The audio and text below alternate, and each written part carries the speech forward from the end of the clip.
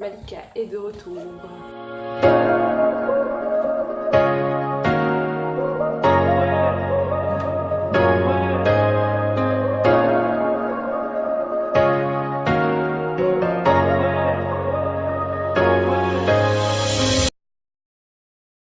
Bonjour et bienvenue sur ma chaîne. Je suis Ivana, le personnage principal de cette chaîne, après le Seigneur bien sûr. Et aujourd'hui, on se retrouve dans l'épisode numéro 3 de la série Je n'ai pas de maison. En fait, oui, il s'agit de l'épisode 3, mais après réflexion, après certaines prières, je me suis rendu compte qu'en fait, c'était mieux de faire cette série pas comme les vlogs de tout le monde, sans véritable message derrière, sans quelque chose qui peut apporter quelque chose à quelqu'un et qui m'apporte quelque chose sur le plan spirituel.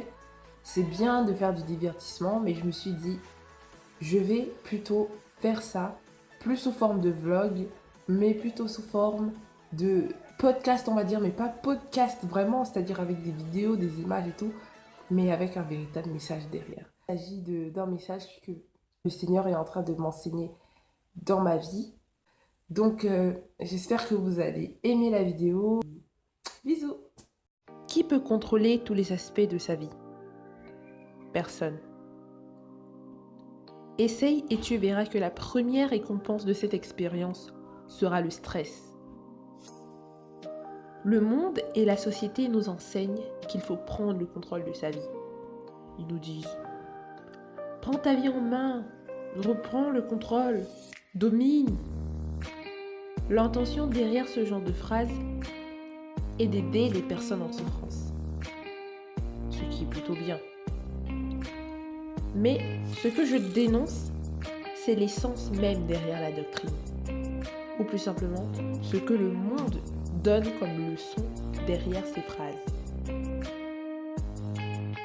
Le mode de pensée sur la prise de contrôle laisse place à plusieurs complexes.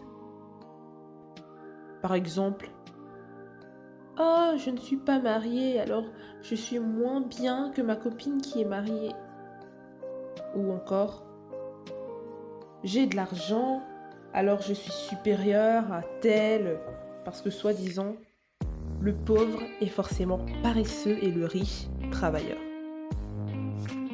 Ça me fait penser au passage de Job chapitre 22, versets 5 à 10. Ta méchanceté n'est-elle pas grande? Tes iniquités ne sont-elles pas infinies? Tu enlevais sans motif des gages à tes frères, tu privais de leurs vêtements ceux qui étaient nus, tu donnais point d'eau à l'homme altéré, tu refusais du pain à l'homme affamé. Le pays était au plus fort et le puissant s'y établissait. Tu renvoyais les veuves avides, les bras des orphelins étaient brisés. C'est pour cela que tu es entouré de pièges et que la terreur t'a saisi tout à coup. Eliphaz, qui disait ces phrases, ignorait en fait qu'il s'agissait plutôt d'une épreuve du Seigneur pour Job. La vérité est la suivante. On n'a pas toujours le contrôle sur tout ce qui nous arrive, en bien ou en mal. Certaines choses arrivent par le fruit du travail, certes, mais d'autres arrivent sans qu'on n'en ait jamais rien demandé. Et ces choses-là, soit ce sont par la grâce qu'elles arrivent, donc il faut éprouver de la gratitude, soit ce sont des épreuves. Donc, nous devons tirer de cela une clé qui nous permettra d'ouvrir les autres portes dans notre vie. Alors, au lieu de voir une salle remplie d'enfants, par exemple, qui crient comme un calvaire, essaye de voir cela plutôt comme une occasion de te former en éducation ou de comprendre l'être humain naturel, exempt de toute pression sociale. Une part du bonheur vient de la manière de voir les choses.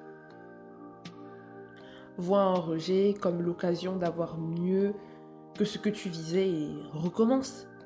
Vois un échec comme l'occasion d'acquérir une qualité qui te manque encore, comme la détermination, ou la diligence ou la force.